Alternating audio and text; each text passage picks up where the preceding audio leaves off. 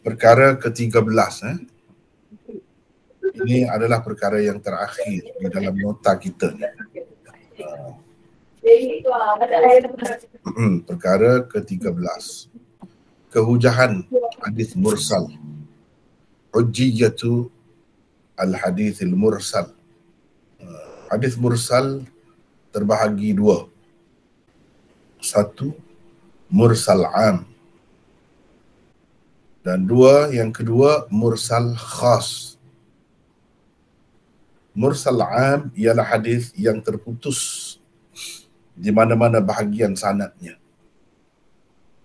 Sama ada ia diriwayatkan secara ta'liq, iaitu apabila seseorang pengarang kitab hadis tidak menyebutkan atau menggugurkan seorang atau lebih perawi di permulaan sanad. Dia tak sebut seorang atau lebih perawi di permulaan sanad. Atau dalam bentuk inqita' atau munqati', iaitu dengan membuang seorang perawi di tengah sanad. Atau dalam bentuk i'dhal, iaitu dengan membuang dua orang atau lebih perawi secara berturut-turut di tengah sanad. Atau dalam bentuk irsal sebenarnya. Ini mursal yang sebenarnya. Dalam bentuk irsal sebenarnya, iaitu dengan menggugurkan nama sahabat yang meriwayatkannya di penghujung sanad. Jadi makna mursal ini luas. Boleh jadi perawi yang digugurkan di permulaan sanad,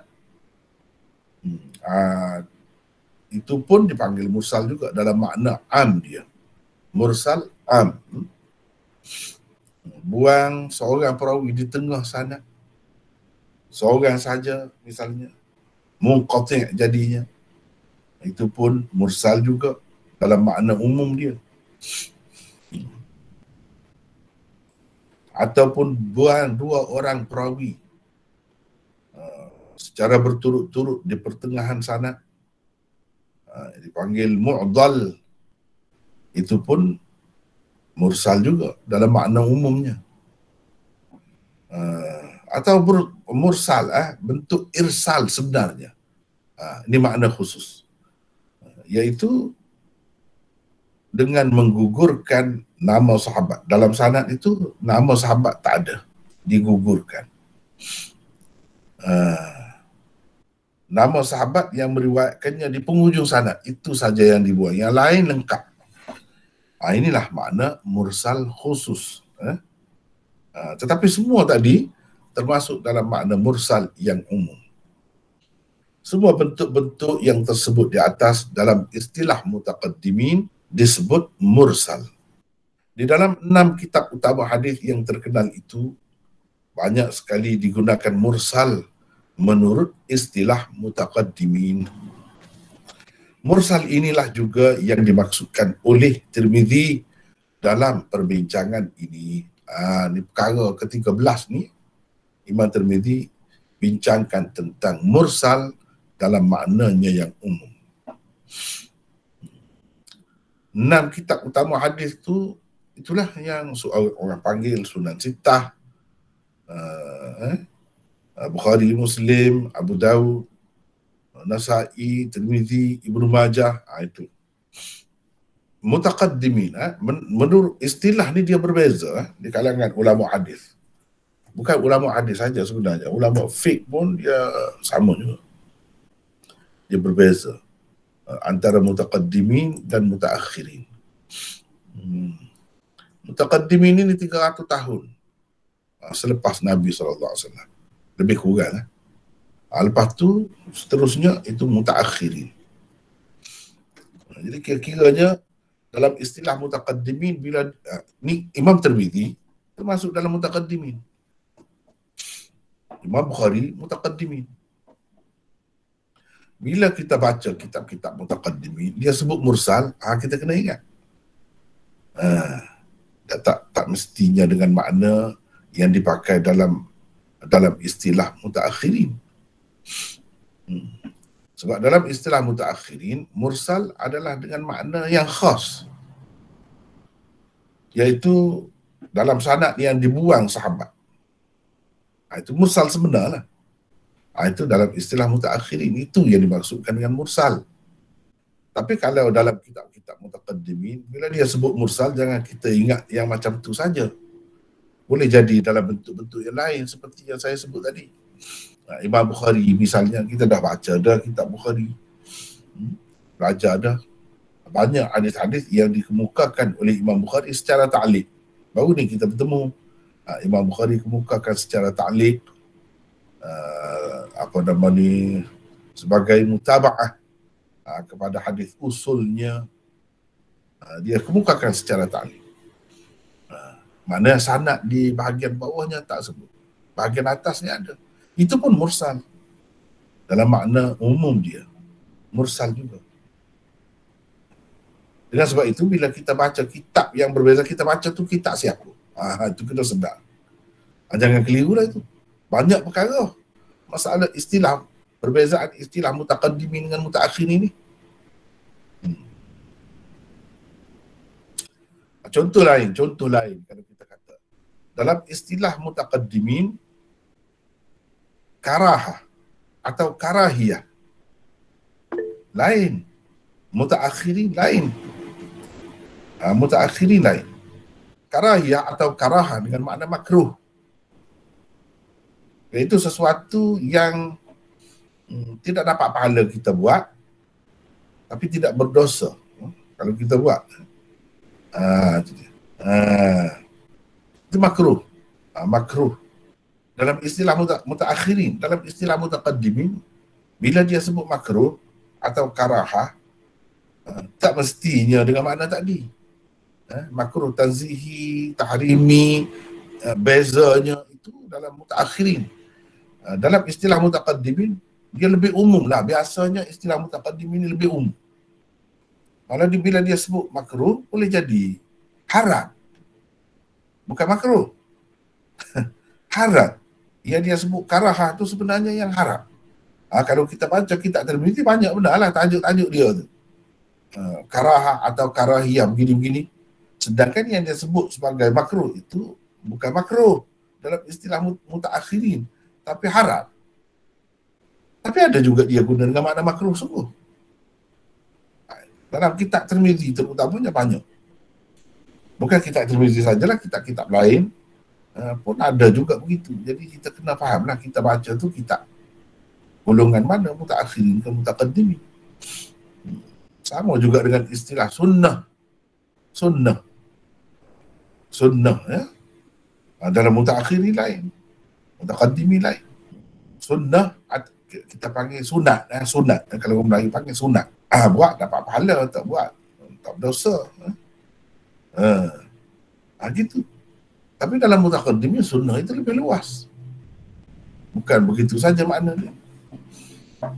Sunnah itu yang dikaitkan dengan Rasulullah SAW. Sama ada benda tu haram ke, makruh ke, sunat ke, wajib ke, boleh jadi semua. Sunnah. Jadi istilah mutaqaddimin, mutaakhirin itu penting juga kita tahu. Bukan dalam satu bab, dalam satu perkara sahajalah, tidak. Dalam bab akidah, dalam bab tafsir, dalam bab syarah hadis dan sebagainya, dia ada beza tu. Ada beza tu. Kalau dalam akidah misalnya, di kalangan mutaqaddimin tu, Asy'ariyah ni tak tahu mana. Pegangan cara Asy'ariyah lah, cara faham Asy'ariyah seperti yang kita faham sekarang ni, tak ada macam tu di kalangan salaf. Contohnya. Lain. Semua bentuk-bentuk yang tersebut di atas dalam istilah mutaqaddimin disebut mursal. Di dalam 6 kitab utama hadis yang terkenal itu banyak sekali digunakan mursal menurut istilah mutaqaddimin. Mursal inilah juga yang dimaksudkan oleh Tirmizi dalam perbincangannya ini. Maknanya dalam nak bincang ni, perkara 13 ni, dia bercampur-campur. Bukan mursal dengan makna ataupun menurut istilah mutaakhirin. Mursal khas ialah mursal menurut istilah mutaakhirin. Itu mursal khas, iaitu hadis yang tidak disebut nama sahabat yang meriwayatkannya di penghujung sanad. Kalau kita kira daripada pengarang ni, itu permulaan, maka penghujungnya sahabat itu yang meriwayatkan daripada Nabi. Nama sahabat itu dibuat, sahabat itu tidak disebut. Itu dipanggil mursal. Itulah mursal yang sebenarnya. Yang ini mengikut mutaakhirin, mursal, bila kata mursal, itulah maksudnya. Perhubungan di antara mursal am dan mursal khas adalah perhubungan umum, khusus, mutlak. Ini saya pakai istilah ilmu mantik sikit. Perhubungan umum, khusus, mutlak. Maksudnya nisbah umum, khusus, mutlak. Maksudnya mursal khas tentunya merupakan sebahagian daripada mursal am. Mursal khas ni dia termasuk di bawah mursal am. Tentu dah. Apabila Imam Tirmizi membincangkan tentang mursal am, dengan sendirinya termasuk juga di bawah perbincangannya mursal khas. Gitu. Kalau kita kata kuih, hubungan kuih dengan onde-onde, apa kita panggil? Setengah-setengah orang tu panggil apa onde-onde ni? Ini bulan puasa ni banyaklah onde-onde. Buah Melaka. Buah Melaka kan boleh? Buah Melaka. Buah Melaka.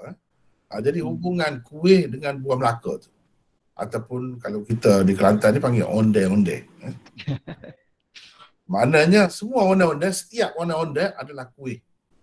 Tapi tidak semua kuih itu onde-onde. Banyak lagi kuih lain selain daripada onde-onde. Itu hubungan umum, khusus, mutlak.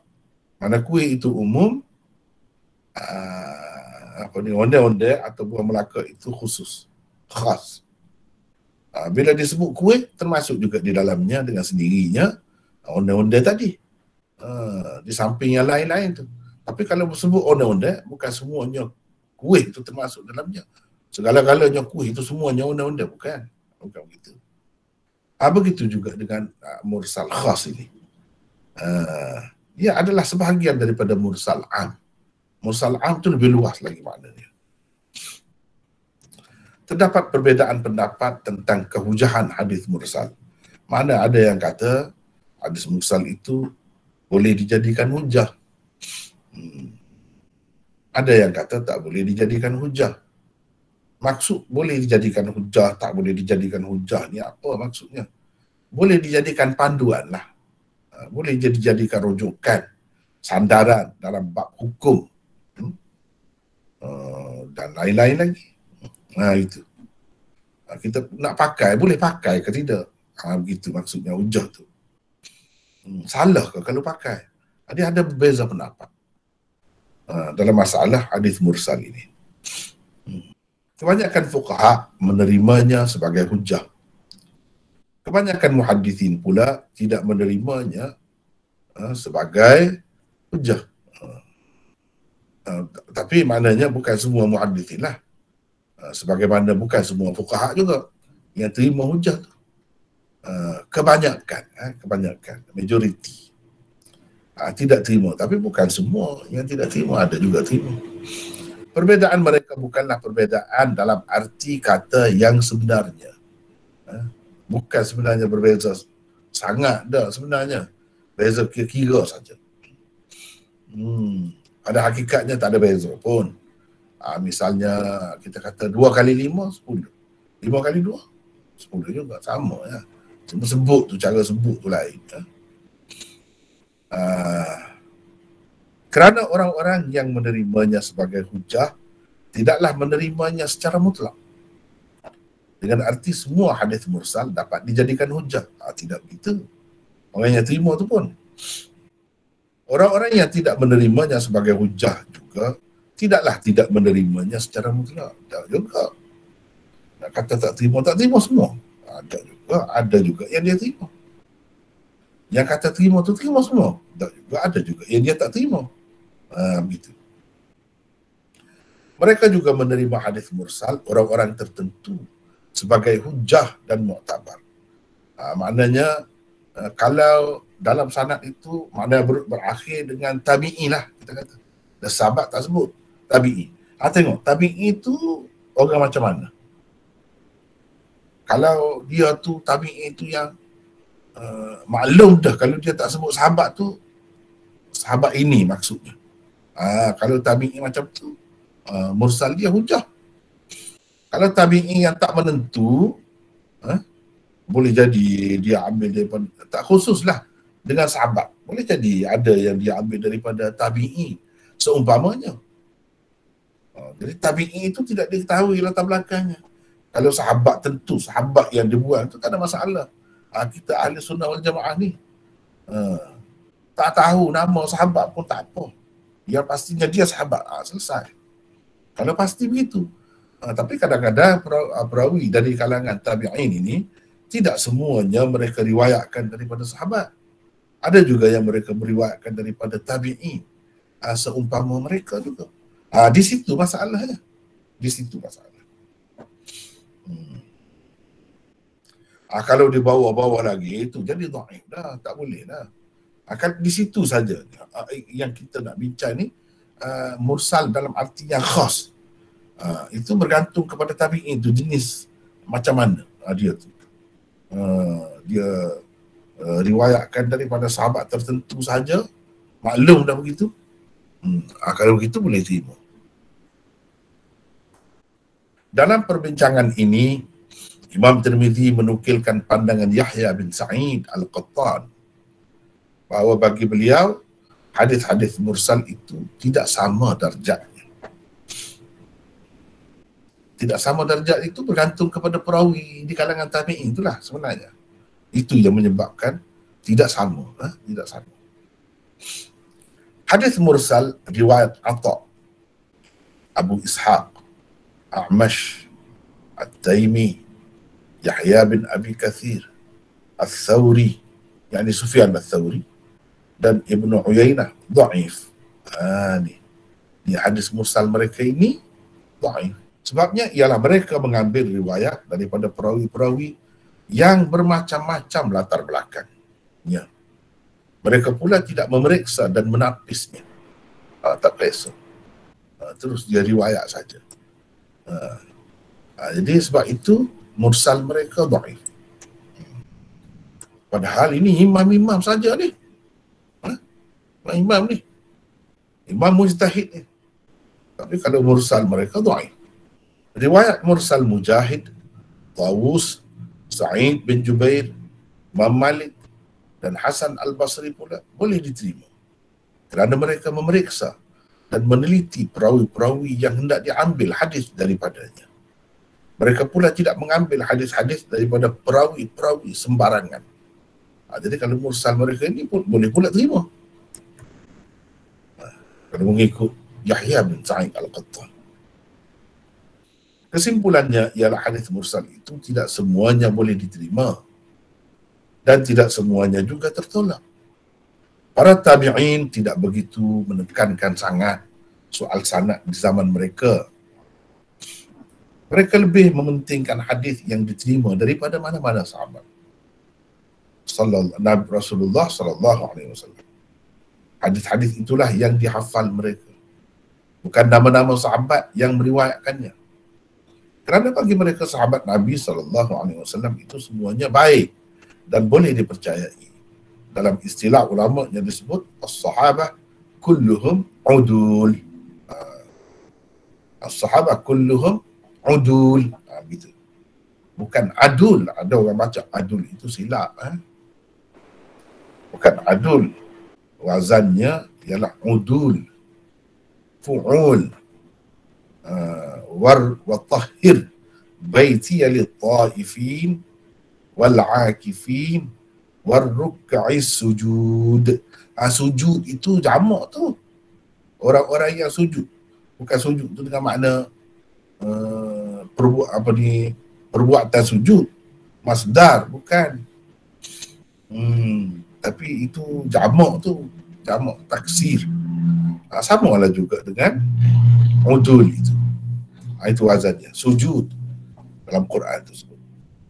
Udul jamak adil, sujud jamak sajid.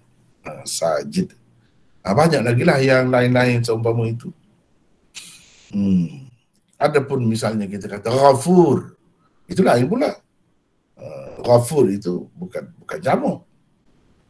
Jadi udul itu bukan adul. Kalau kita kata adul, dia jadi lain. Sighah mubalaghah pula. Ghafur yang sangat pengampun. Lain, ya bukan jamak. Ini jamak. Kenapa ni tabi'in ini dia tak kisah sangat tentang sanad-sanad? Sebab masa tu kan, macam saya sebut tadi, Imam Abu Hanifah tu tabi'in. Dia tak kisah sangat. Dia yang pentingnya hadis itu dia hafal. Sebab dia terima daripada sahabat. Jadi sahabat mana-mana pun tak kisah. Setelah bermula zaman hadis dikemukakan dengan sanad, sukarlah kepada sesetengah mereka menyebut nama sahabat dengan tepat.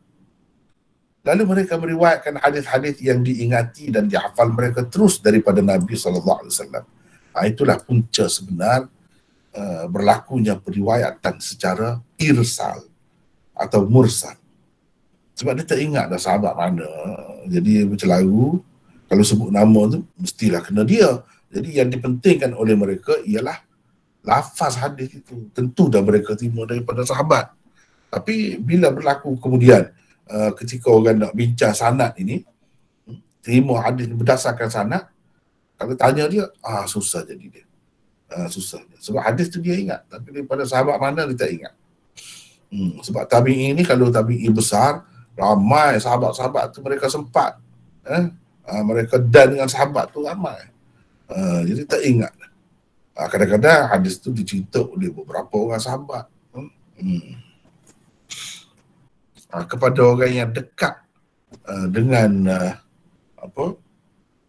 sahabat itu, lain keadaannya. Khususnya untuk peribadi dia lah, dia yakin. Tetapi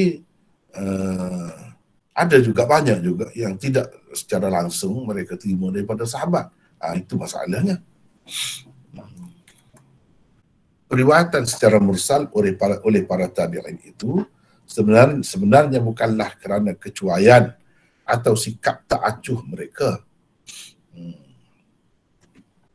tetapi kerana keterpaksaan yang dialami mereka pada ketika itu. Kethiqahan para tabi'in yang sangat tinggi juga membuatkan kedhaifan jarang-jarang sekali ditemui pada hadis-hadis mursal mereka. Itulah sebabnya Imam Abu Hanifah dan Imam Malik menerima hadis-hadis mursal secara mutlak. Ini kan kalau di kalangan imam-imam ni, Imam Abu Hanifah tabi'in, Imam Malik tabi'in. Tetapi orang-orang tu tak ramai perawi dia tu. Tak ramai perawi dia. 2 orang saja perawi dia sampai kepada Nabi tu. Atau seorang saja perawi dia. Berbeza dengan yang kemudian ni, Imam Bukhari dan lain-lain, ramai dah perawi-perawi dia. Sebab lebih jauh daripada Rasulullah SAW. Adapun mereka ini dekat. Sebab itu mereka terima. Asalkan kalau kata tabi'i yang mereka terima tu tabi'i yang memang jelas, tabi'i yang bagus lah, diakui sebagai tabi'in yang soleh, yang bagus, yang telah terbukti memang cermat daripada mereka terima. Jadi orang tu terus daripada Nabi diterima. Itu sebabnya dalam Muwatta Imam Malik misalnya, banyak sekali riwayat mursal, dan para ulama mengatakan mursalat atau disebut jamaknya mursalat Malik sahih. Sahih. Sebab apa? Bila diperiksa, dicari yang sanad Imam Malik misalnya, dia berhenti setakat tabi'i saja, tabi'i terus Nabi. Sebenarnya kalau dicari akan bertemu ada sahabat-sahabat.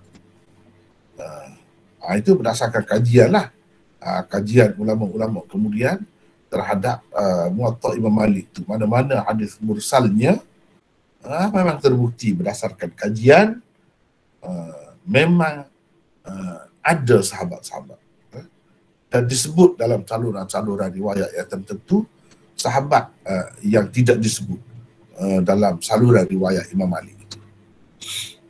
Begitu juga Imam Abu Hanifah dalam Musnad Imam Abi Hanifah, dia sangat dekat, sangat dekat. Maknanya Imam Bukhari sudah sangat bangga dengan adanya thulathiyat, riwayat ataupun sanad yang terdiri daripada 3 orang perawi sahaja. Di antara pengarang itu dengan Nabi SAW hanya 3 orang perawi sahaja. Dalam Bukhari dianggap itu hadis yang antara yang istimewa. Sekitar 22 hadis ada dalam Bukhari yang seperti itu. 3 perawi itu pun dia dah begitu dah, bersungguh dah, bangga dah. Selalu disebut-sebut. Kalau Malik ni dia dulu lagi daripada Imam Bukhari. Sanad dia tu 2 orang. Antara dia dengan Rasulullah hanya 2 orang saja. Banyak. Thunaiyat dia panggil. Yang 3 tu thulathiyat. Kemudian ulama-ulama kemudian ni dia tulis kitab hadis thunaiyat, thulathiyat, rubaiyat, wuhdaniyat. Kalau seorang saja perawi. Ada pula diasingkan karangan berdasarkan perawi itu berapa orang pun. Ada kitab ni mengumpulkan hadis yang antara pengarang dengan Nabi SAW hanya ada seorang saja perawi dia. Ada yang 2 misalnya, itu thunaiyat dia panggil. Setelah zaman tabi'in berlalu dan bermula zaman tabi'in, maka keperluan kepada sanad mulai dirasakan. Sebabnya ialah perawi-perawi hadis pada ketika itu sudah agak ramai dan mereka pula tidak sekuat perawi-perawi sebelumnya. Malah sudah ada di kalangan mereka orang-orang yang sangat bermasalah. Ini bukan bermakna di kalangan tabi'in itu semuanya bagus-bagus, semuanya terjamin belaka seperti sahabat. Tidak, tak ada siapa pun kata begitu. Cuma ramai, lebih ramai orang-orang yang bagus-bagus, terutamanya yang dijadikan rujukan dalam agama itu orang-orang yang bagus-bagus. Banyak riwayat mursal di zaman itu terbukti dhaif. Di zaman tabi'in terbukti dhaif. Di zaman Imam Malik itu ada zaman tabi'in. Dan sanad dia bukan 1, 2, kadang-kadang 3, 4 pun ada. Dan perawi-perawi dia tu cuma kalau kitab-kitab yang masyhur begitu, perawi-perawi dia tu boleh dikatakan diterima umum lah, walaupun ada setengah-setengah tu dipertikaikan, tapi tidak sepakatlah ulama mempertikaikannya begitu. Maka kajian sanad lebih dirasakan kepentingannya. Kerana itulah Imam Asy-Syafi'i dan Imam Ahmad secara umumnya tidak mahu menerima riwayat mursal. Pada dasarnya Imam Syafi'i dan Imam Ahmad tak mahu terima hadis mursal. Kecuali riwayat mursal tabi'in tertentu sahaja. Kecuali dia ada kecuali lah. Itu boleh diterima. Jadi itu kita kena tahulah. Kalau Imam Syafi'i siapa tabi'in dia terima, Imam Ahmad siapa. Itu kena tahulah. Nak tahu tu kena bacalah kitab-kitab berkenaan dengan mazhab dia. Banyak sekali riwayat yang di peringkat awalnya tidak dhaif kerana perawi-perawinya terdiri daripada orang-orang kuat, tetapi kemudiannya dikatakan dhaif. Macam saya sebut tadi berkenaan dengan la qawada illa bis sayf, illa bis sayf, la qawada illa bis sayf. Kerana ada bahagian bawah sanadnya perawi yang dhaif, padahal hadis yang sama. Di peringkat awalnya dihukum sahih sebab tak ada perawi yang dhaif. Tetapi kemudiannya dia hukum dhaif kerana adanya perawi dhaif. Jadi kepada orang yang duduk di peringkat awal yang tidak terlibat dengan sanad kemudian itu, bagi dia boleh pakai lah, tak ada masalah pun dia. Misalnya kita kata Imam Abu Hanifah tadi, dia nak pakai hadis la qawada illa bisayf, tak ada masalah pun, sebab dia ni sebelum daripada Imam Ibnu Majah, dia tidak dapat hadis itu melalui Ibnu Majah. Ibnu Majah ni kemudian orang lain yang kemudian tu dapat hadis tu melalui Ibnu Majah. Jadi dalam sanad Ibnu Majah tu ada masalah sebab ramai perawi. Adapun Imam Abu Hanifah, hadis tu dia tahu dah, hadis tu dah ada dah, dan dia dapat pun bukan menerusi sanad Ibnu Majah tu. Jadi dengan sebab itu kalau dia pakai pun, dia tahulah dia sebagai seorang mujtahid hadis yang macam mana yang boleh dipakai dalam bab hukum. Tentunya hadis yang sahih atau paling kurang hadis itu hasan. Hadis dhaif mana boleh dijadikan hujah. Terutamanya dalam fiqh ini bagi imam-imam mujtahid lah yang duduk bincang, yang duduk kaji tentang hukum itu. Apalagi untuk akidah misalnya, kita kata tak boleh dhaif tu. Maka mungkin sekali sesuatu hadis yang telah dijadikan sebagai dalil dan hujah oleh Imam Abu Hanifah atau Imam Malik kerana ia sampai kepada mereka melalui saluran sanad yang kuat, tetapi tidak diterima sebagai dalil dan hujah oleh imam-imam yang datang kemudian daripada mereka. Sebabnya ialah pada sanad selepas Abu Hanifah atau Imam Malik terdapat perawi-perawi yang dhaif. Dan mereka nak dapat secara langsung daripada Imam Malik tak boleh. Kerana jarak masa tu jauh. Dia mesti kena melalui perawi juga. Tiba-tiba perawi itu yang dhaif. Maka dia kata dhaif lah. Dan dia akan kata kalau setakat Imam Malik, setakat Imam Abu Hanifah tu sahihlah sanad dia. Tapi yang jadi masalahnya peringkat bawah. Perhatian. Imam Tirmizi mula-mula sekali nanti ini penjelasan yang saya buat, kesimpulan yang saya buat daripada perbincangan Imam Tirmizi akan datang. Dengan teks dia itu kita akan baca kemudian lah. Imam Tirmizi mula-mula sekali nanti akan mengemukakan kata-kata orang-orang yang tidak menerima hadis mursal sebagai hujah. Mula-mula dia sebut kata-kata orang yang tidak menerima hadis mursal sebagai hujah. Untuk tujuan itu, beliau kemukakan 7 riwayat. Nanti. Beliau selepas itu mengemukakan pula sebab kenapa mereka tidak menerimanya. Kenapa mereka tidak terima. Untuk tujuan itu, beliau kemukakan 3 riwayat. 3 riwayat untuk menyatakan sebab kenapa mereka tak terima riwayat mursal tertentu. Dan akhir sekali, beliau kemukakan kata-kata orang yang menerima hadis mursal sebagai hujah. Jadi dia kemuka semua. Orang yang terima hadis mursal itu pula apa alasannya? Di bawahnya beliau kemukakan satu sahaja riwayat. Itulah ringkasan kesemua perbincangan Imam Tirmizi akan datang. Inilah yang Imam Tirmizi sebut. Yang saya buat ringkasan tadi duduk sini. Ini semua. Ini yang teks asalnya. Kemudian peringkat ke peringkat saya buat terjemahan dan sedikit nota kaki. Seterusnya tak habis lagi yang Imam Tirmizi kata tu, kita bertemu pula dengan kata-kata Tirmizi ini. Teks Imam Tirmizi ini seterusnya. Ini 3 pula di sini.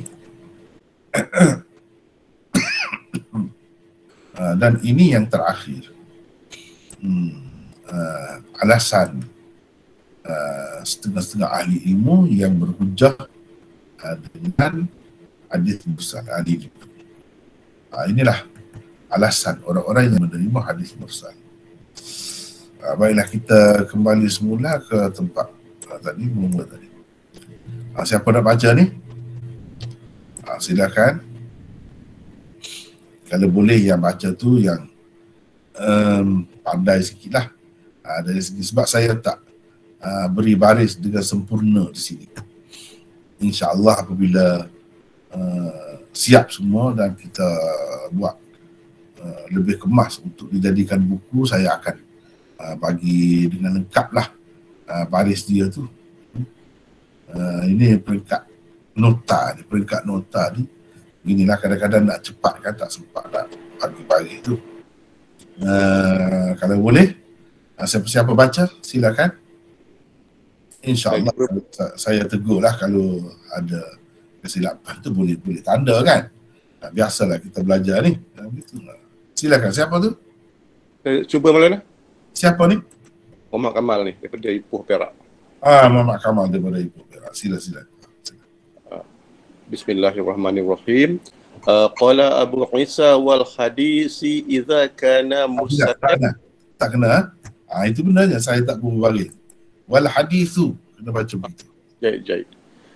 Qala Abu Isa wal hadisu ila idza kana mursalan fa innahu la yasihu inda aktsari ahlil hadis qad ضعفه غير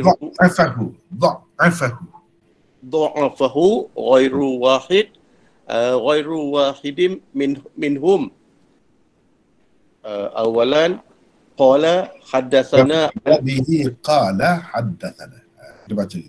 وبه قال حدثنا علي بن حجر أخبرنا علي بن حجر.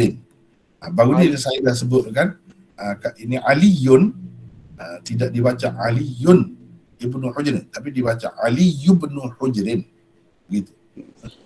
Qala bihi hadatsana Ali ibn Hujrin akhbarana Ali ibnu itu susah juga. Ali ibn Hujrin akhbarana kita sebut qala akhbarana Baqi Yatam bin Al-Walid Baqiyatu binul Walid. Baqiyatu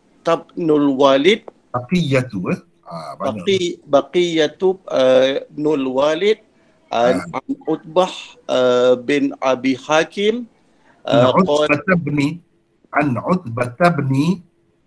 Utbah bin Abi Hakim qala sami'a Az-Zuhri Ishaq bin Abdullah bin Abi Farwah yaqulu qala Rasulullah sallallahu alaihi wasallam qala Rasulullah sallallahu alaihi wasallam berulang satu saja ya. Faqala Az-Zuhri talakallah yabni Abi Farwah ya benar na Abi Farwah taji'una bi hadithi bi ahaditha laysat ma hutumu wala azibah laysat laha hutumu wala azimah. Maaf Maulana kurang fasih. Ya tak apa. Silakan. Okey, athani qala bihi hadatsana wa bihi qala hadatsana Abu Bakar an Ali Abu Bakrin gitu. Abu Bakrin an Ali bin Abdullah qala Ali ibn Abdullah qala Yahya bin Sa'id mursalat Mujahid uhibbu ilayya min mursalati ahabbu ilayya min mursalati Atha bin Abi Rabah bi kathirin kana Atha ya'khudh an kulli darbin an kulli darbin. Thalis qala Aliyun qala Yahya mursalat Sa'id bin Jubair uhibbu ilayya ahabbu ilayya min mursalati Atha. Rabi' qala Aliyun wa sami'tu Yahya bin Sa'id yaqulu sini qultu li Yahya mursalat Mujahid ahabbu ilaika ummu mursalat am mursalat tawus qala ma aqrabihima Ma aqrabahuma. Ya, ya. Al-khamsu qala Aliyun wa sami'tu Yahya. Al-khamis. Al-khamis. Jadi mana? Al-khamis. Al-khamis. Ya, ya. Qala Aliyun wa sami'tu Yahya bin Sa'id yaqulu mursalat Yahya bin Sa'id. Yahya bin Sa'id yaqulu mursalat Abi Ishaq indi shibhi la syai'un Ya, wal putus, A'mash putus. wat Taimi di mana tu? Saya putusnya. Mursalat Abi Ishaq indi shibhu la syai' wal A'mash Taimi wa Yahya bin Abi Kathir. Teruskan. Wa mursalat bin Uyainah shibhi mursalat tu Mursalat ibni mursalat ibni Uyainah shibhur rih thumma qala wallahu wa Sufyan bin Sa'id wallahi wa Sufyan bin Sa'id. Patu Thadis qultu li Yahya fa mursalat as-sadis qultu li Yahya fa mursalat Malik qala hiya ahabbu ilayya thumma qala Yahya laisa fil qaumi ahadun asahhu hadithan min Malik. Ya. As-sabi' hadatsana Sawwar wabihi qala hadatsana Sawwar ni Abdullah al-Anbari qala sami'tu Yahya bin Sa'id al-Qattan yaqulu ma qala al-Hasan fi hadithi qala Rasulullah sallallahu alaihi wasallam illa wajadna lahu aslan illa hadithan au hadithin. Oh ya, dua. Ya, dua tasniah. Sekarang baca apa ni terjemahannya.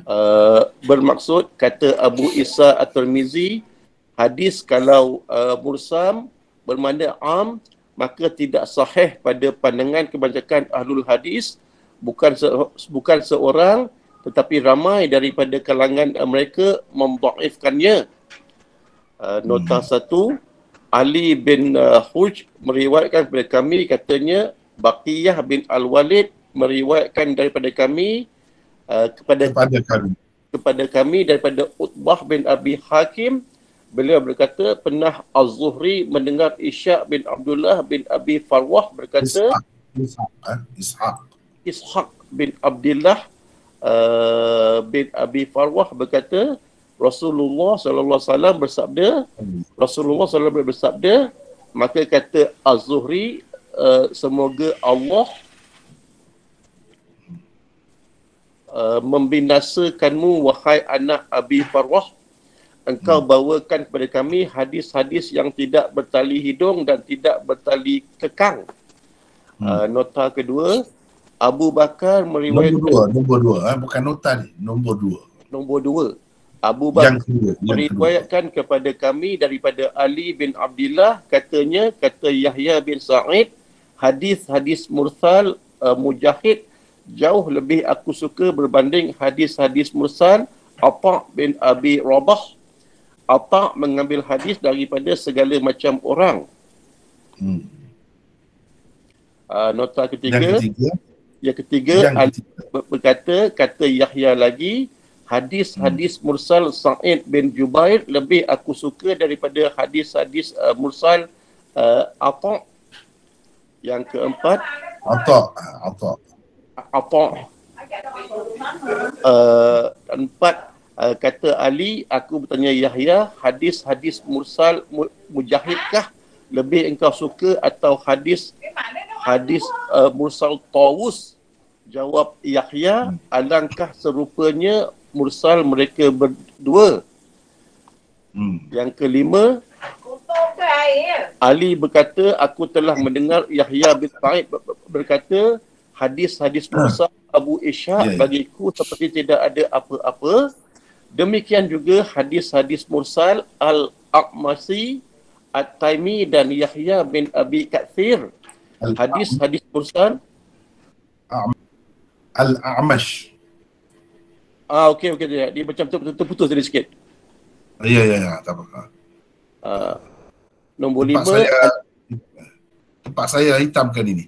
Daripada sini saya tak dengar. Okey. Dia saya tembus seperti ini. Hadis mursal Ibnu Uyainah seperti angin. Kemudian beliau Yahya bin Sa'id berkata, ya demi Allah, hadis-hadis mursal Sufyan bin Sa'id juga sama.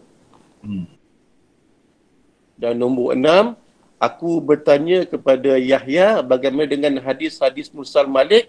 Jawab beliau, ia adalah yang paling aku suka.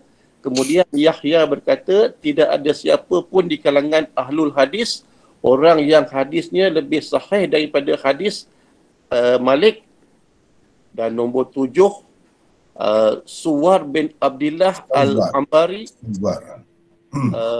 Suwar bin Abdillah Al-Ambari meriwayatkan kepada kami, katanya, aku telah mendengar Yahya bin Sa'id Al-Qattan berkata, tidak berkata Al-Hasan ketika meriwayatkan hadisnya, Rasulullah SAW bersabda, melainkan kami dapati ada asalnya kecuali 1 atau 2 hadis sahaja.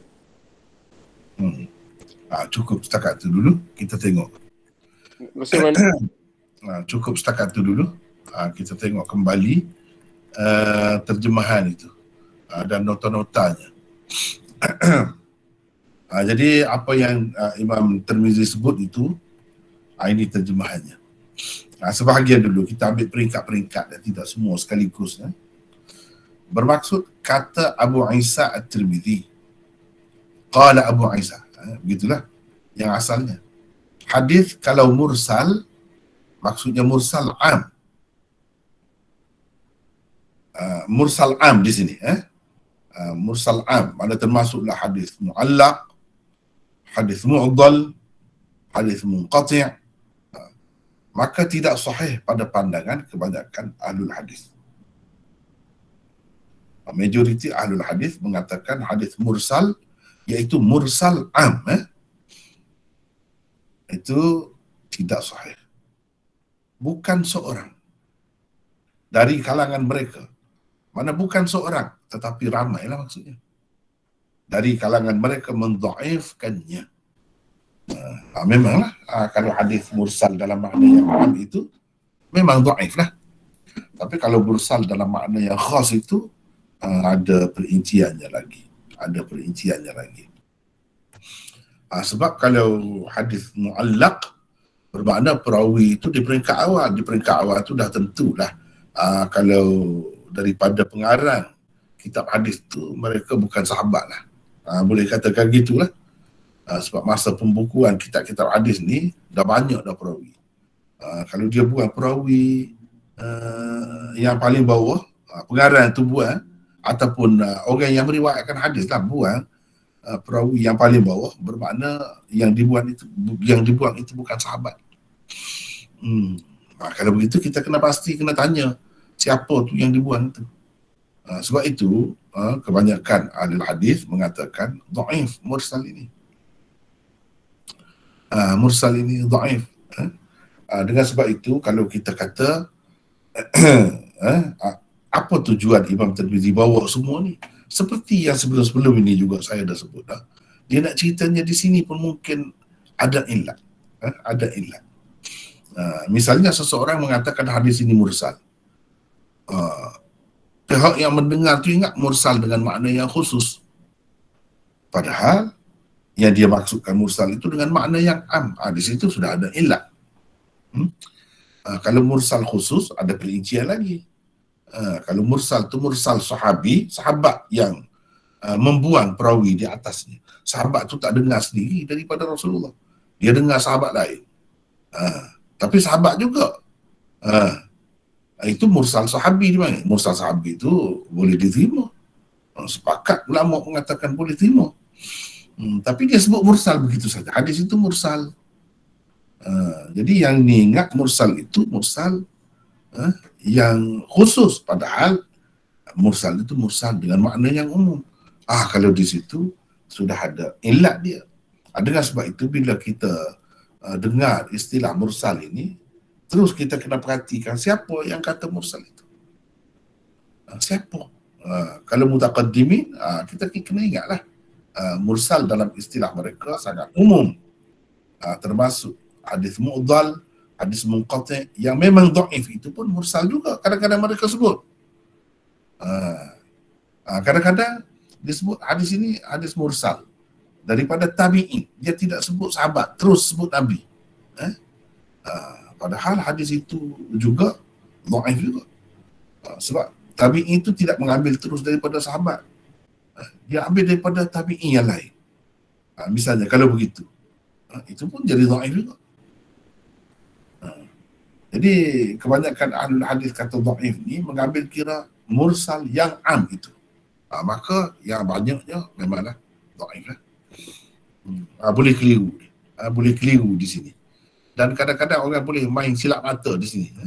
Dia kata mursal, sekali kata mursal dengan makna ini, sekali kata mursal dengan makna ini. Jadi orang yang mendengar tu, kalau dah dia tu orang yang tidak betul-betul pintar, mungkin terkeliru.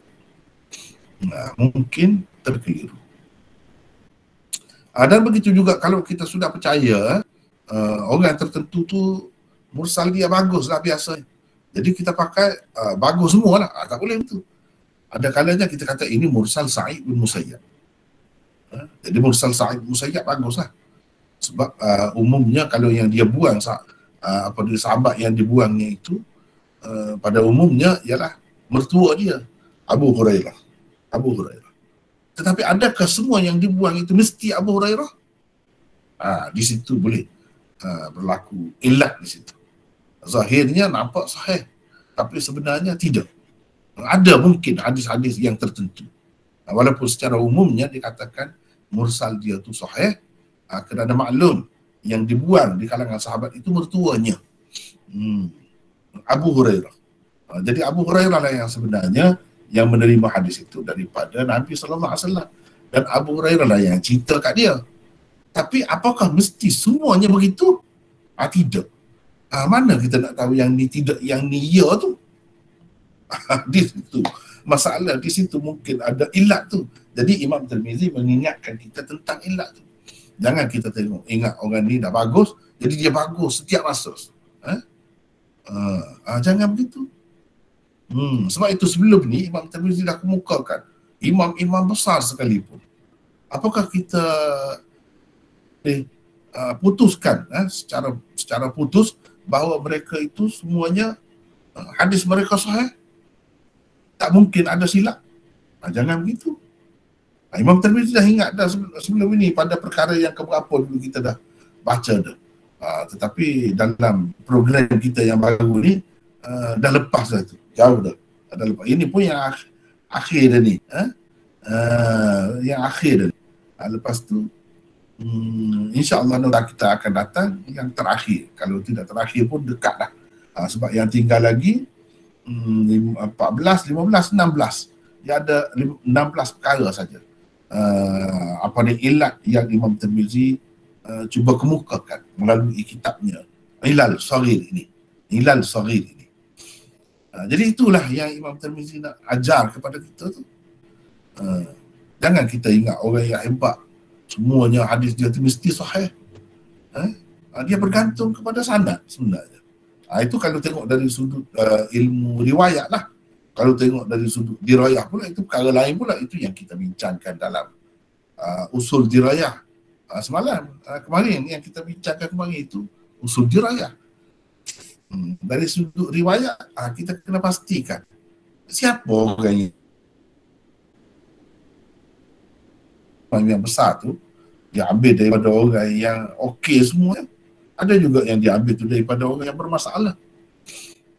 Itu orang yang belajar hadis dia tahulah.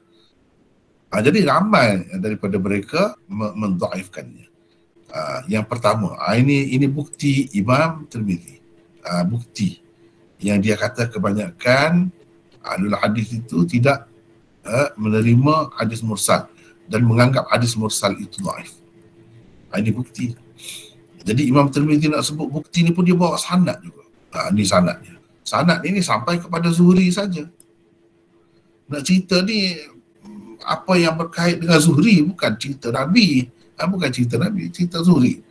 Apa kata Zuhri?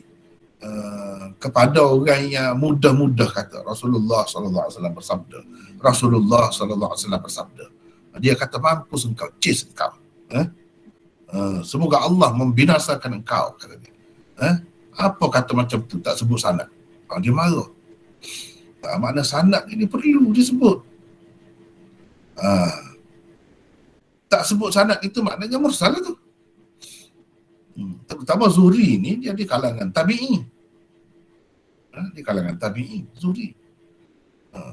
Jadi dia peringkat tu berapa sangat sanad adanya? Sedikit saja. Sedikit saja tu pun dia marah. Kalau tak sebut. Bagaimanalah kalau macam kita sekarang ni yang begitu banyak dah sanad itu. Ramai dah orang 7, 6, 8. Kadang-kadang kalau pengarang-pengarang kitab yang kemudian macam Baihaqi tu lagi banyak. Khatib Baghdadi banyak sanad dia. Orang-orang kemudian. Kalau orang peringkat di peringkat Imam Bukhari itu, tabaqah ke-12, tabaqah ke-11 itu pun dah ramai dah. Kalau nak kira perawi-perawi dia, bagaimanalah yang kemudian. Tapi perlu diingat ya, setakat dibukukan kitab-kitab hadis. Adapun setelah dibukukan kitab-kitab hadis, perawi yang kemudian itu tidak ambil kira. Misalnya hadis Bukhari tidak akan menjadi dhaif dengan sebab perawi di bawah daripada Bukhari. Sebab yang diambil kira dalam kajian umat Islam ini ialah perawi-perawi boleh dikatakan pengarang-pengarang kitab-kitab hadis. Setakat yang ada tu. Yang kita sebut baru ni dah terima ke tidak ni? Ini yang tabaqat ni. Tabaqat perawi-perawi menurut Hafiz Ibn Hajar. Dah ambil ke? Dah dapat ke? Ada. Ini mesti kena pakai. Kalau kita tengok tabaqat 1 siapa, tabaqat ke-12 misalnya, mereka terdiri daripada golongan di peringkat paling bawah dalam meriwayatkan hadis daripada tabi'in seperti Imam Tirmizi dan lain-lain. Ni tabaqat ke-12. Setakat ni ke atas, perawi-perawi itulah yang terkumpul nama-nama mereka dan kajian tentang latar belakang mereka, kedudukan mereka di dalam kitab-kitab rijal.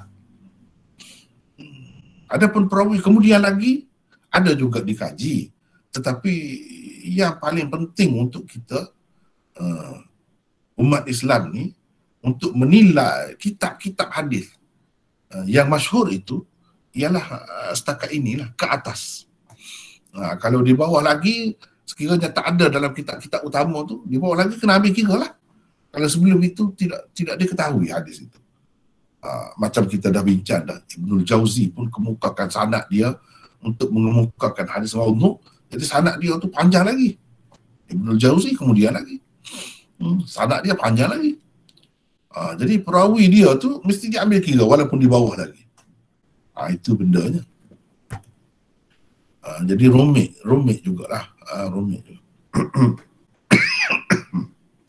Di tabaqah ke-11 macam Imam Bukhari dan lain-lain, tabaqah ke-11. Jadi perawi-perawi dalam kitab Bukhari itu memang kalau kita cari memang ada di dalam kitab-kitab rijal.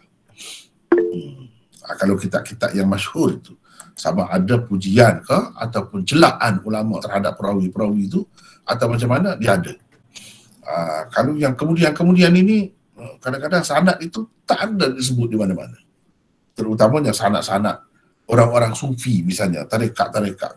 Lagilah tak boleh nak pakai lah. Tak ada sistem. Tak pakai sistem ni yang ulama-ulama hadis pakai. Jadi longgar banyak. Jadi kita tak tahu pun orang-orang tu macam mana latar belakang dia. Sampai kepada yang kita kata pengasas ataupun orang yang memulakan sesuatu tarekat itu. Kemudian daripada dia sampai kepada Nabi pula, tak menentu juga. Tak menentu juga. Longgar banyak. Jadi boleh dikatakan bermasalah lah pada keseluruhannya. Bermasalah. Ini Ali bin Hujr meriwayatkan kepada kami. Kalau kita nak tengok kitab lain ya, kita tengok ni hadis ya, cuba tengok ni. Ini yang ada baris. Ini kitab Ilal Tirmidzi ni lah yang kita duduk baca ni. Dalam ni dia dah bagi dah Ali bin Hujr ni siapa, tentang perawi. Jadi haddatsana ni siapa yang kata? Imam Tirmidzi lah kata. Imam Tirmidzi kata haddatsana Ali bin Hujr. Ali bin Hujr meriwayatkan kepada saya. Jadi dalam nota saya ni saya tak bagi detail ni, biodata setiap perawi ni. Yang Imam Tirmidzi nak ambil cerita Zuhri ni, bahawa tak boleh, tak ada sanad, kena dengan sanad. Riwayat secara mursal ini tidak disukai oleh salaf dahulu. Saya tak sebut di sini. Mungkin insya-Allah kalau perlu akan datang bila kita nak buat lebih kemas lagi nota ni jadi buku ke misalnya, saya akan masuklah mana-mana yang perlu. Tapi kalau macam dalam kitab ni dia ada dah. Ni Ali bin Hujr. Siapa Ali bin Hujr? Ini cerita dia. Beliau ialah Abul Hasan Ali bin Hujr bin Iyas bin Muqatil As-Sa'di Al-Marwazi. Kata Abu Bakar Al-A'yan, masyayikh Khurasan, tuk guru orang-orang Khurasan ada 3. Yang pertama Qutaibah, yang kedua Muhammad bin Mihran, dan yang ketiga Ali bin Hujr. Mana tokoh besar ni, tuk guru dia ni, masyayikh, termasuk dalam masyayikh ni, syekh hadis ni. Qala al-Hakim, Hakim kata, kana syaikhan fadilan thiqatan. Ini orang panggil ta'dil. Hakim berkata tentang dia ni, Ali bin Hujr. Imam Tirmidzi ambil cerita Zuhri itu melalui saluran sanad dia lah. Ambil daripada Ali bin Hujr. Apa kata Hakim? Dia ni syekh fadil. Fadil ni ilmuwan lah. Thiqah. Dan thiqah. Meninggal dunia pada Jumadal Ula tahun 244. Ini diambil daripada kitab Tahdzibut Tahdzib, dengan jilid dan muka surat. Baik, kita tengok satu-satu ya, kita tengok satu-satu. Sebab cerita Imam Tirmidzi walaupun bukan berkenaan dengan hadis Nabi, perlu dinilai juga. Misalnya orang kata Imam Syafi'i kata begini, betul ke Imam Syafi'i kata? Ada sanad ke tidak? Dalam kitab mana? Jadi orang tu bila sezaman dengan Imam Syafi'i ke? Mana sanad dia? Kalau sekadar nak dakwa Imam Syafi'i, Imam itu, Imam ini, boleh cakap, semua orang boleh cakap. Tengok Imam Tirmidzi, dia bertanggungjawab nak cerita pasal kata-kata Zuhri ni. Pun bukan main, dia buat mari sanad. Dia buat mari sanad. Yang pertama Ali bin Hujr, okey. Selesai. Baqiyah bin Al-Walid. Ali bin Hujr kata Baqiyah bin Al-Walid meriwayatkan kepada kami daripada Utbah bin Abi Hakim. Kita tengok misalnya, ini kitab yang paling ringkas. Kalau nak yang detail lagi, banyak lagi. Syarah Ilal Tirmidzi, Ibnu Rajab dan lain-lain, banyak lagi, beratus muka surat itu pula. Ini siapa? Baqiyah, Imam Hafiz Muhaddith Syam Abu Yuhmid Baqiyah bin Al-Walid Al-Kala'i Al-Himyari. Kata Yahya bin Ma'in, Abu Zur'ah dan lain-lain, apabila Baqiyah meriwayatkan daripada perawi thiqah, fahuwa hujjah, maka boleh jadi hujjah. Qala Al-Dhahabi, Imam Dhahabi kata Baqiyah ni syekh yang luas ilmunya, kayyis, pintar, zarif, bijaksana, himsiyan, orang Hims, orang Syria, Syam. Wa kana yudallisu kathiran fima yata'allaqu bil asma'. Dia banyak melakukan tadlis berhubung dengan nama-nama perawi. Wa yudallisu an qaumin du'afa. Dan dia melakukan tadlis mana tak sebut nama-nama perawi yang lemah, dia tak sebut. Ini masalah dia. Ini masalah dia. Secara umumnya okey, memang dia tu orang hebat. Tetapi kalau dia meriwayatkan daripada perawi thiqah, okey. Kalau dia meriwayatkan daripada perawi tidak thiqah, itu kena cek lah, tengoklah. Kena cek. Dia meninggal dunia pada tahun 197. Ini tersebut dalam Tazkiratul Huffaz. Tengok Al-Hafiz, Hafiz hadis dia ni, imam dalam Tazkiratul Huffaz dia sebut. Jadi dia sebut Zuhri kata tu, qatalakallah. Tapi sebelum daripada Zuhri kata tu ada perawi lagi di atas Baqiyah bin Al-Walid ini, iaitu Utbah bin Abi Hakim. Siapa Utbah bin Abi Hakim? Cuba tengok ni. Utbah bin Abi Hakim Al-Hamdani Asy-Syami. Ahmad bin Hanbal yuwahhinuhu qalilan, menganggapnya lemah sedikit. Yahya bin Ma'in kata dha'iful hadis. Cuba tengok dia bubuh baris tu, Ma'in. Setengah-setengah orang sebut Mu'in, itu silap bukan Mu'in, Ma'in. Ma'in bukan Mu'in. Dha'iful hadis. Dia kata ni Utbah ni bin Abi Hakim ni perawi yang lemah hadisnya. Abu Hatim kata salih la ba'sa bihi. Orang yang baik, tidak mengapa. Bolehlah diterima. Ini kalau lafaz yang macam ni menunjukkan perawi hasan lah. Paling tinggi pun setengah-setengah tu menganggap dhaif.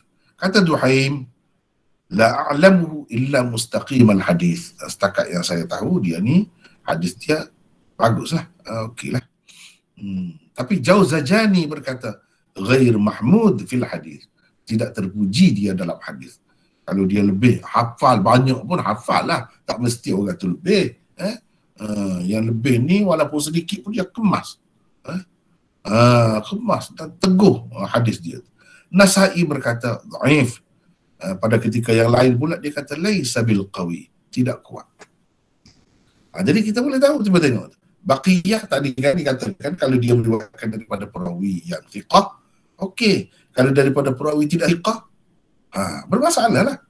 Ini dia ambil daripada Utbah bin Abi Hakim.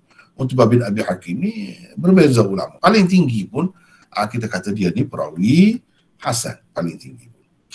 Tapi banyak juga yang disebut di sini yang menyebutkan dia ni sebagai perawi yang tidak kuat lah.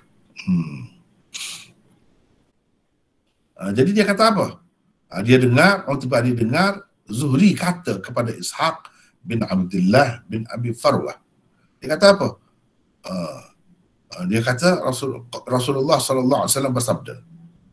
Di sini dia sebut sekali dalam kitab kita tadi sebut 2 kali.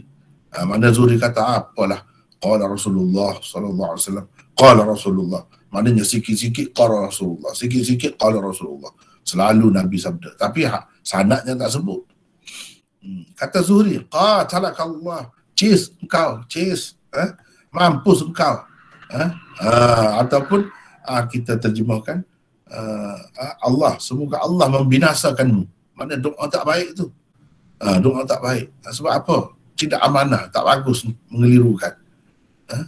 Apalah engkau? Kalau kita nak terjemah apa nama ni, cara yang lebih lembut lagi, kita kata apalah engkau ni, wahai Abi Farwah, Ibn Abi Farwah, engkau bawakan hadis-hadis yang tidak ada tali hidung dan tidak ada tali kekang.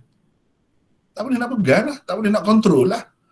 Kalau tak ada, kalau apa ni, kalau unta ke lembu ke apa ada tali hidung lain, menunggu lah, senang lah. Kita nak kawal, kita nak kontrol. Kuda apa tu kalau tak ada tali kekang susah lah nak kontrol. Jadi dia marahlah kepada Ibnu Abi Farwah. Siapa Ibnu Abi Farwah ni? Cuba kita tengok. Ibnu Abi Farwah. Dia ni nama sebenarnya Ishaq bin Abdullah bin Abi Farwah Abdurrahman bin Al-Aswad bin Sawadah. Kana kathiral hadis. Dia ni seorang yang banyak meriwayatkan hadis. Yarwi ahadith munkarah. Dia meriwayatkan banyak hadis munkar. Hadis munkar ni bercanggah dengan perawi-perawi yang lebih kuat lah. Ulama-ulama hadis tidak berhujah dengan hadis, tak pakai hadis dia. Kata Muhammad bin Asim bin Hafs al-Misri, hajajtu wa Malik hayyun. Hajajtu wa Malikun hayyun. Aku pergi haji, naik haji ketika Malik masih lagi hidup. Falam ara ahlal Madinah yashukkuna anna Ishaq bin Abdullah ibni Abi Farwah muttaham. Aku tidak melihat penduduk Madinah ragu tentang dia ni adalah seorang yang tertuduh. Tertuduh ni maknanya diragu, dia ni berdusta ke apakah. Begitulah. Muttaham tu tak sedap lah. Tidaklah kata yakin dia ni pendusta mereka hadis, tidak. Tetapi tertuduhlah ada melakukan sesuatu yang orang tak puas hati. Bukhari kata taraku, mereka, yakni ulama hadis tak pakai hadis dia. Imam Ahmad pula melarang daripada menerima hadisnya, jangan pakai hadisnya. Makanya yaqul, Imam Ahmad selalu berkata, tidak halal bagi saya meriwayatkan apa-apalah daripada Ishaq bin Abi Farwah. Itu masalahnya. Itu yang dimarahi Zuhri tu. Zuhri marah dia lah. Dia lah. Yang Zuhri marah tu.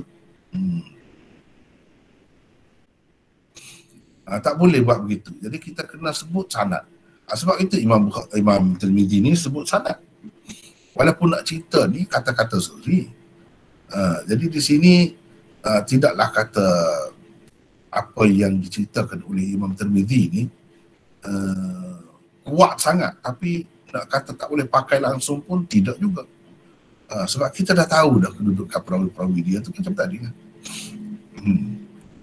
Jadi kata-kata Zuhri terhadap Ibnu Abi Farwah ini, adakah dia kata begini betul atau macam mana? Itu kalau kita kata dhaif tak ada nak pegang lah. Kalau kita kata hasan boleh dah pegang. Maknanya Zuhri tak suka dengan orang yang tak sebut sanad begitu. Dan Zuhri itu terkenal sebagai seorang yang sangat alim, guru kepada imam-imam termasuk Imam Malik. Itu sebab itu dia tak suka ni riwayat mursal. Sebab Ibnu Abi Farwah ni dikritik oleh Zuhri. Dia katakan, apalah kamu ni duduk bawa hadis-hadis yang tak ada tali hidung dan tidak ada tali kekang. Maksudnya tak ada sanad lah. Tak boleh nak tahu kedudukannya dengan sebab tidak ada sanad. Itulah maksudnya. Ibnu Abi Farwah ini yang saya tulis lagi. Ishaq bin Abdullah bin Abi Farwah al-Umawi al-Madani at-Tabi'i, seorang perawi matruk. Itu saja yang saya ringkas. Jadi Rasulullah bersama tanpa menyebut nama sahabat yang meriwayatkannya. Sebab kalau tentu sahabat, okey, tak apalah, boleh diterima. Masalahnya tidak diyakini yang dibuat itu sahabat. Itu yang jadi masalah. Sebab itulah ulama-ulama pertikaikan hadis mursal ni. Bayangkan, mursal di peringkat awal seperti itu pun dah dipertikaikan, tidak mahu diterima oleh ulama-ulama. Tengok imam-imam hadis tak mahu terima dia ni, termasuk Imam Ahmad, Imam Bukhari, apa semua tu tak mahu terima. Tarakuh, ni perawi matruk. Bahkan Imam Ahmad kata tak halal di sisi aku nak ambil hadis dia. Ini menunjukkan hadis mursal itu tak boleh pakai lah kalau begitu. Tak boleh pakai. Bantahan Az-Zuhri terhadap Ibnu Abi Farwah adalah kerana dia menyebarkan hadis tanpa menyebutkan sanadnya. Sikap Az-Zuhri ini menunjukkan hadis mursal tidak boleh dijadikan hujah. Itu Zuhri ini ahlul hadis. Tak boleh dijadikan hujah. Kemudian yang kedua, ini dalil bagi orang-orang yang tak mahu terima hadis mursal, menganggap dhaif hadis mursal. Imam Tirmizi kata Abu Bakar meriwayatkan kepada kami. Itu kata Tirmizi. Daripada Ali bin Abdullah. Katanya, Ali bin Abdullah itu Al-Madini. Katanya, Kata Yahya bin Sa'id. Yahya bin Sa'id ini Yahya bin Sa'id Al-Qattan, imam jarh dan ta'dil. Hadis-hadis mursal Mujahid jauh lebih aku suka berbanding hadis-hadis mursal Atha bin Abi Rabah. Atha mengambil hadis daripada segala macam orang. Itu kata apa? Kata Yahya bin Sa'id. Ini saya buat rekas di sini. Kalau kita tengok di sini, ini pun rekas juga. Kalau nak detail lagi, tengok lagi lah di lain. Cuba tengok Abu Bakar Ali bin Abdullah, kalau Yahya bin Sa'id, di sini dia tak ada nota di sini. Dia pun tak buat nota di sini. Cuba tengok, saya ada buat nota sedikit. Mujahid bin Jabr adalah seorang perawi thiqah yang mulia. Beliau juga merupakan salah seorang imam di bidang tafsir dan fiqh. Daripada kata-kata Yahya bin Sa'id Al-Qattan ini dapat diketahui bahawa bukan semua hadis mursal tidak mu'tabar dan dhaif. Hadis mursal perawi thiqah yang hanya menggugurkan perawi thiqah seperti Mujahid tetap diterima dan dianggap mu'tabar. Dalam tafsir ni banyaklah Mujahid meriwayatkan Nabi SAW begini. Dia tak sebut apa ni perawi di atas dia, tapi diketahui bahawa yang dibuangnya itu gurunya Ibnu Abbas, sahabat. Jadi dengan sebab itu Yahya bin Sa'id puji. Maknanya hadis ini menunjukkan tidak semuanya hadis mursal itu tidak muktabar dan dhaif. Misalnya kalau mursal Mujahid ini Yahya bin Sa'id puji, tetap diterima dan dianggap muktabar. Berbeda keadaannya dengan hadis mursal Atha bin Abi Rabah. Ini pun tokoh imam besar ni. Imam Bukhari selalu ambil pendapat dia dalam Bukhari. Kerana ia dhaif dan tidak muktabar. Bukan dia tu peribadi dia tu dhaif. Mursal dia tu, hadis mursal dia tu. Sebab apa?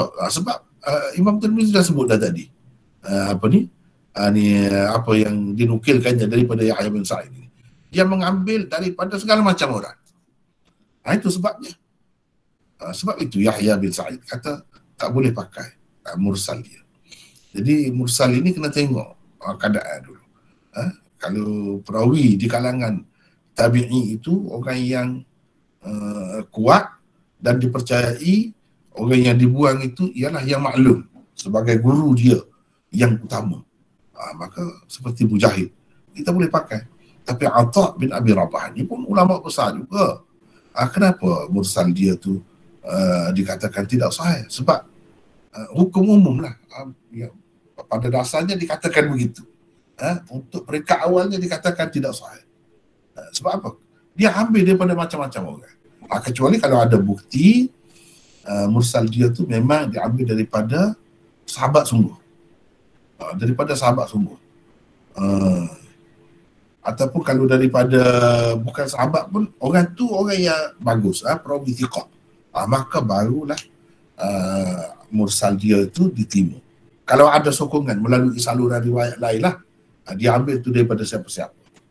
Jelas daripada sahabat tertentu ataupun daripada perawi bukan sahabat, tetapi perawi itu diakui sebagai perawi yang baik, baru diterima. Walaupun dia tu seorang tokoh. Jadi semata-mata kita kata kita bawakan hadis mursal Atha bin Abi Rabah untuk sesuatu perkara lah, sesuatu hukum. Sedangkan Atha bin Abi Rabah ni dipertikaikan dari segi mursal dia. Itu semacam ada ilat lah di situ. Zahirnya nampak dia ni perawi yang bagus. Tetapi bila mursal, dia boleh jadi ambil daripada perawi yang tidak kuat. Patutnya dia jadi dhaif. Bila jadi dhaif tak boleh dipakai dah riwayat dia tu.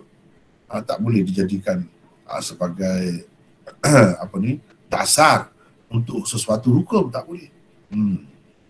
Ini kata Yahya bin Sa'id. Nak kata dia tolak sepenuhnya hadis mursal pun tidak. Sebab dia terima mursal Mujahid jauh aku lebih suka, kata dia, berbanding mursal Atha bin Abi Rabah. Kedua-duanya tokoh. Tetapi kenapa Yahya bin Sa'id bezakan? Yahya bin Sa'id ini terkenal sebagai imam jarh dan ta'dil. Imam dalam ilmu rijal, ini salah seorang tokoh dia, Yahya bin Sa'id Al-Qattan. Itu sebabnya saya rasa panjang lagi ni, kita baca pun tak habis lagi hari ni. Berhenti setakat itulah dulu ya. Kalau tidak nanti tak ada soalan apa pula kan, perbincangan pula, tak ada masa pula. Jadi saya rasa kita berhenti setakat itulah dulu untuk nota ilal Imam Tirmizi ini. Wallahu a'lam. Sekarang sampailah masa dia, kita buka masa untuk perbincangan lah. Perbincangan tentang dua kuliah kita yang lepas. Yang pertama Sunan Tirmizi, yang kedua Ilal Tirmizi. Kedua-duanya kitab yang sangat penting. Kalau kita perhatikan, kita nak belajar Tirmizi, sepatutnya kitab ini, Ilal ni kena baca dulu, kena belajar dulu. Sebab kitab Ilal ni sebenarnya dia macam muqaddimah bagi kitab Sunan Tirmizi. Sebenarnya dia muqaddimah. Tetapi di dalam cetakan-cetakan lama, macam yang saya guna, saya belajar dulu, kitab Ilal ni dia letak di belakang, bukan di permulaan. Padahal kedudukan dia tu sebenarnya dia sebagai muqaddimah untuk Sunan Tirmizi. Kita tidak akan faham banyak perkara yang Imam Tirmizi sebut di dalam Sunan dia kalau tak faham ini kitab Ilal dia. Walaupun begitu, kitab Ilal dia ni dianggap istimewa kerana ia bukan sahaja jadi muqaddimah kepada kitab Sunan Tirmizi itu, sebenarnya dia jadi panduan pula untuk ilmu Ilal. Untuk ilmu Ilal itu sendiri secara luas lah, bukan terikat dengan Sunan Tirmizi sahaja. Sebab itu kitab ini dipelajari dan disyarah, diuraikan oleh ulama-ulama dari dahulu lagi. Cuba kita tengok ni, saya nak tunjuk sini. Ini semua syarah Ilal. Ini satu yang saya sebut tadi. Lepas tu kalau kita tengok di sini, ini Ilal Tirmizi oleh Ibnu Rajab Al-Hambali. Oleh Ibnu Rajab Al-Hambali. Cuba kita tengok syarah ni dengan ada tahqiq Dr. Hammam Abdul Rahim Sa'id. Ini sebanyak 1018 muka surat. Kitab Ilal Tirmizi yang kecil tu dibincang secara halus, secara detail. Tetapi kalau kita nak ambil maksud dia, cukup dah yang saya buat tu pun cukup dah sebenarnya. Tapi kalau nak detail lagi, kadang-kadang jadi macam hilang punca. Jadi lupa dah kepada Imam Tirmizi itu, sebab perbincangan yang lain itu banyak sangat. Itu pun susah juga sebenarnya kalau kita nak parti dia, intisari lah. Apa yang saya buat, yang saya sebut itu sudah memadai. Sudah memadai sebenarnya. Tapi kalau nak detail lagi, antaranya ini kitabnya. Ini kitab Syarah Ilal Tirmizi oleh Ibnu Rajab juga, tetapi tahqiq dan kajian secara terperinci lagi dibuat oleh doktor ini. Ini Syarah Ilal Tirmizi juga. Syarah Ilal Tirmizi juga. Ini 986 muka surat. Tetapi dengan tahqiq orang lain. Tahqiq dan dibuat nota dia oleh Nuruddin Itr, salah seorang ulama hadis kemudian ini di Syria. Ini antara yang bagus lah, yang baik. Jadi syarah bagi Ilal Tirmizi. Yang lain lagi, ini Ilal Kabir. Ini Ilal Kabir pula. Ilal Kabir Imam Tirmizi ini sebenarnya komentar, mengumpulkan komentar Imam Tirmizi di dalam Sunan Tirmizi. Dibahas tentang itu. Adalah mungkin sedikit sebanyak tokok tambahnya adalah di celah-celah tu. Tetapi asasnya komentar Imam Tirmizi di dalam Sunan Tirmizi itulah dibahas secara terperinci. Inilah Ilal Kabir orang panggil. Adapun yang kita baca tadi itu Ilal Saghir. Ilal Saghir. Ni Kitabul Ilal As-Saghir. Kitab Ilal Saghir. Dalam bentuk PDF. Yang kita baca tadi lah, tapi ini tak ada baris langsung. Jadi ada banyak yang berkait dengan Ilal Tirmizi ini telah ditulis oleh para ulama. Silakan, ada apa-apa persoalan, ada apa-apa masalah, silakan. Ada masa kita ni, insya-Allah.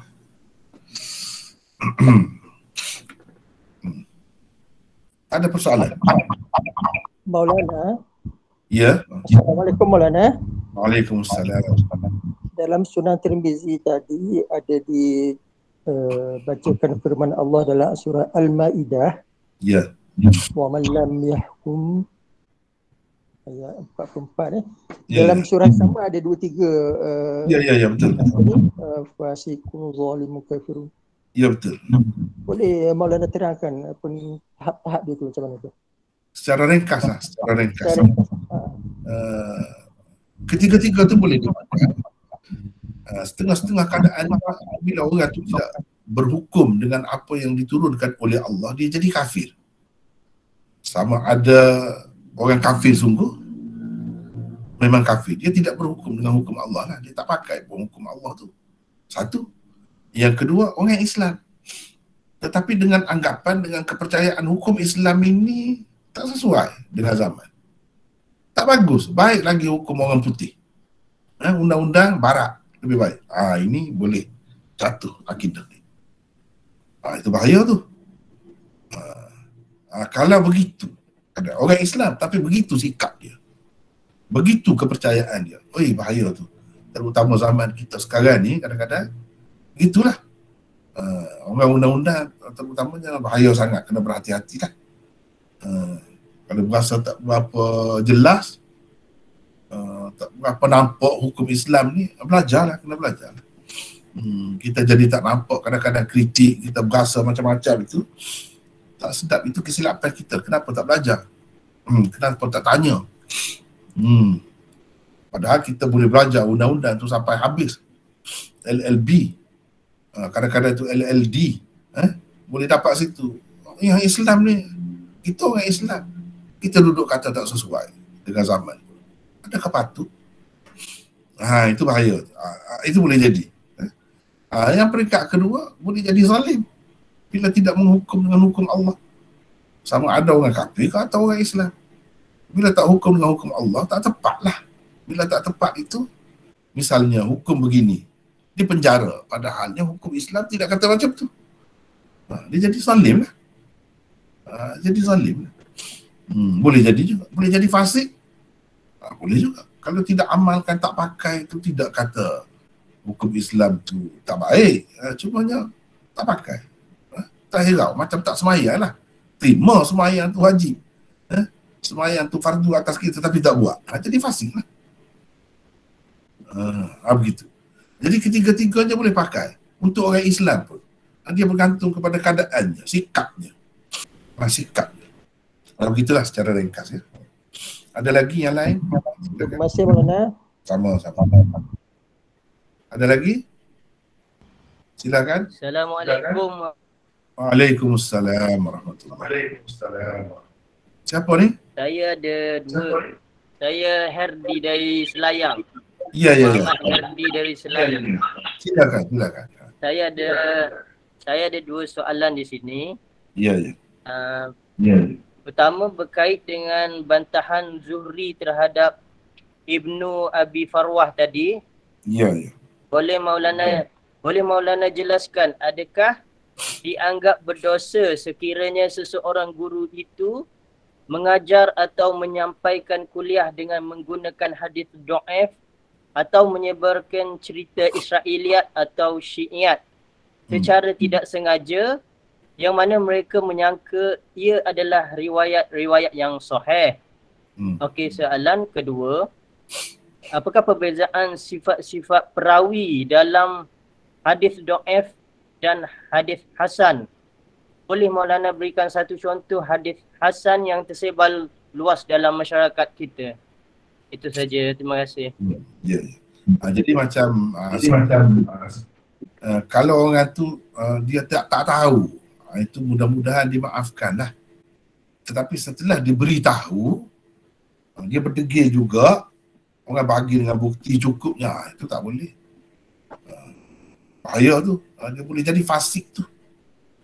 Kalau mengikut Imamul Haramain, orang yang sengaja sebar hadis maudhu', dia dah tahu, dia jadi kafir.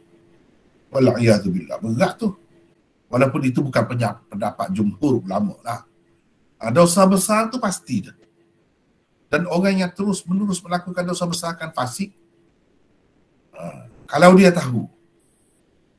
Kalau dia tahu. Kalau dia percaya, yakin, halal menyebarkan hadis palsu, itu memang rosak akidah tu. Tapi kalau dia dengan jahil, tak tahu, kena belajarlah. Dosa dia dosa kerana tak belajar. Dan tak belajar, kenapa duk sebut? Jangan sebutlah kalau tak belajar. Kena belajar. Ataupun kalau orang tegur, kena terima dengan baik, terima kasih. Jangan marah pula. Jangan kata macam-macam pula kat dia. Itu dosa lain pula. Sepatutnya kita berterima kasih. Ikhlas, dengan ikhlas hatilah saya nak cakap. Saya pun dalam perkembangan hidup saya daripada awal hingga sekarang ni, di celah-celah tu pun ada. Kita ni kan maklumlah manusia kan, kadang-kadang terkeluar. Kita guna, sebab apa kita percaya dengan seseorang pengarang tu. Dia Syekhul Hadis misalnya, dia sebut, kita pun bawa. Rupanya tidak sahih. Bahkan maudhu'. Itu tidak sengaja. Mudah-mudahan Allah SWT ampunkan kita. Saya pun ada berlaku benda-benda macam tu. Tapi kalau tidak dengan sengaja, kita pun tak sedar, kita percaya kepada seseorang itu, dan orang itu memang dia akui, orang alim. Tiba-tiba kita terjerumus. Itu mudah-mudahan Allah SWT tak kira dosa lah. Tetapi kalau banyak-banyak, tak boleh lah. Setelah kita tahu, kita kena tinggal. Setelah kita tahu, kena tinggal. Sebab itu saya selalu sebut, tapi Alhamdulillah lah yang saya mengajar di peringkat awal dulu tak tersebar sangat. Ada setengah-setengah tu saya percaya sangat kepada kitab-kitab ni tertentu. Jadi kita pakai bawa saja, cerita saja. Itu sebenarnya tak boleh begitulah. Kita kena cek sendiri. Kita kena cek sendiri. Kalau boleh cek, kena cek sendirilah. Menjadi tanggungjawab kita. Yang keduanya, beza hadis hasan dengan dhaif ni. Hadis dhaif tu memang perawinya bermasalah. Ikutlah masalah tu macam-macam lah bentuknya. Hadis dhaif. Tapi kalau hadis hasan ni, dia perawi-perawi dia seperti hadis sahih juga. Cuma dari segi sifat, kualiti dia tu kurang sedikit. Kurang sedikit. Itu jadi hadis hasan. Contohnya macam tadilah hadis la qawada illa bisayf. Itu hadis hasan dan masyhur, bahkan digunakan oleh sekian ramai ulama satu mazhab. Bukan satu mazhab lah, macam kita baca tadi, Ibrahim An-Nakhai, Syabi dan lain-lain pun pakai. Kalau nak kira mazhab Imam Abu Hanifah tu bukan main besar. Dipakai, memang masyhur. Itu hadis hasan yang dipakai. Banyak lagi lah. Kalau kita tengok dalam Tirmizi, selalulah Imam Tirmizi kata ini hadis hasan. Sahih. Kita akan bertemu di situ, insya-Allah. Ada lagi yang lain? Ada lagi? Silakan. Assalamualaikum. Waalaikumsalam. Nak tanya, saya baru dengar satu hadis. Semalam tadi lah dia kata hadis tentang orang baca Quran ni jangan baca Quran macam orang minum susu. Adakah hadis yang macam tu? Minum susu apa? Minum susu? Dia kata jangan baca Quran seperti orang minum susu. Dia ada sebut ke hadis mana? Dia kata ni hadis lah, dia kata hadis. Jadi bila kita dengar macam tu, rasa macam tak sedar lah betul hadisnya. Itu masalah sikit tu. Jadi dia yang cakap dalam TV Ikram lah, TV. Ya. Apa? Dalam satu TV lah, dalam satu dia buat TV ni yang Ikram punya. Saya dengar situ tadi. Jadi itu tu apa ni, hadis yang seperti itu jarang didengar itu. Kena cek balik lah. Yang seeloknya, biasanya orang dia itu masalah dia tak sebut. Sekurang-kurangnya kalau sebut lah kitab mana gitu kan, lebih baik sekurang-kurangnya.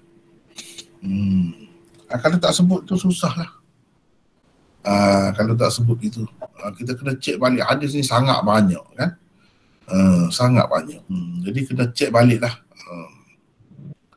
Tapi saya tak biasa dengar lah macam tu. Begitulah. Ada lagi yang lain? Assalamualaikum Maulana. Waalaikumsalam.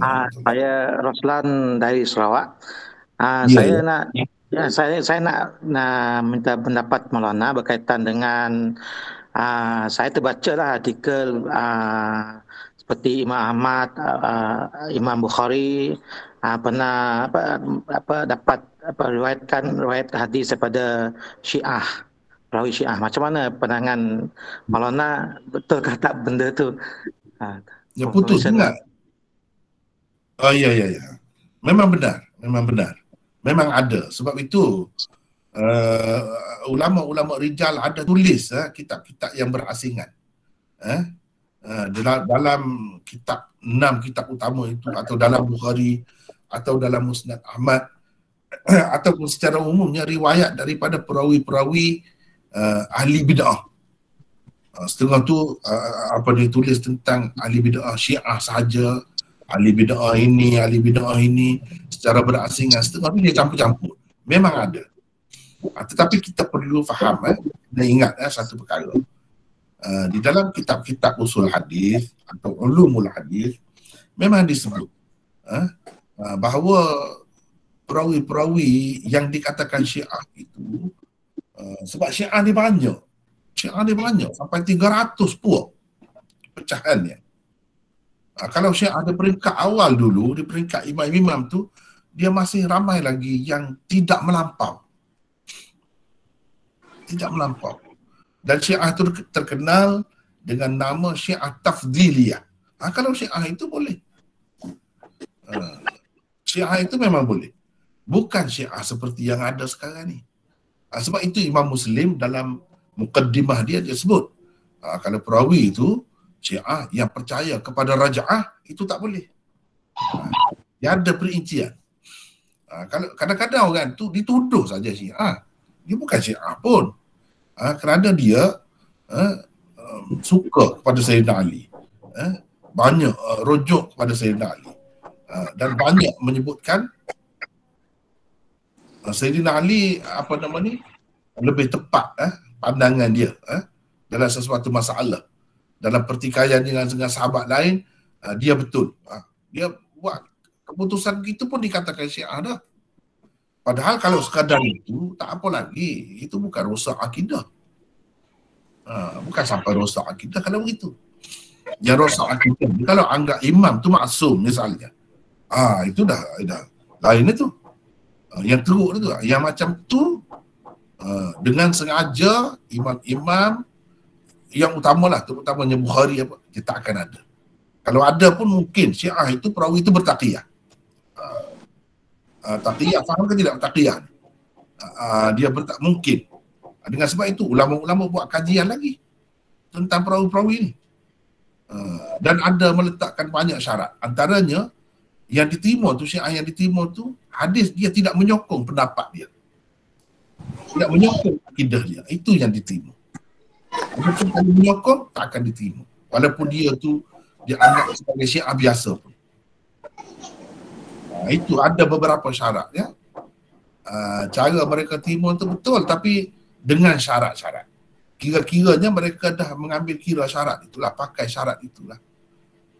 Walau bagaimanapun, ulama-ulama tetap mengingatkan. Kena perhati baik-baik. Mana tahu takut kemudian hari kita akan nampak tentang perawi itu. Sebab dulu, di zaman imam-imam ni, perawi-perawi Syiah ni, orang tak tahu lagi. Banyak daripadanya kalau di peringkat awal tu belum dibukukan lagi kitab rijal mereka. Kitab rijal mereka seperti kitab rijal kita lah, banyak kemudian. Jadi bila kita baca kitab rijal Syiah, baru kita tahu mana orang dia yang masuk di kalangan ahli sunnah bertaqiyah misalnya. Kita boleh tahu daripada kitab-kitab rijal Syiah. Sekarang ni kitab rijal Syiah tersebar dengan meluas. Kita boleh rujuk dengan mudah. Ya. Saya rasa setakat itulah dulu kita hari ni. Masa pun dah habis. InsyaAllah kita akan berjumpa lagi. Entah bila, saya tak pasti tarikh tu. Sebab selepas ini tak ada dah kan. Lepas raya lah kira-kira. Atau ada lagi. InsyaAllah akan diberitahu kemudian lah. Jadi untuk hari ini hanya setakat ini. Allah. Assalamualaikum warahmatullahi wabarakatuh.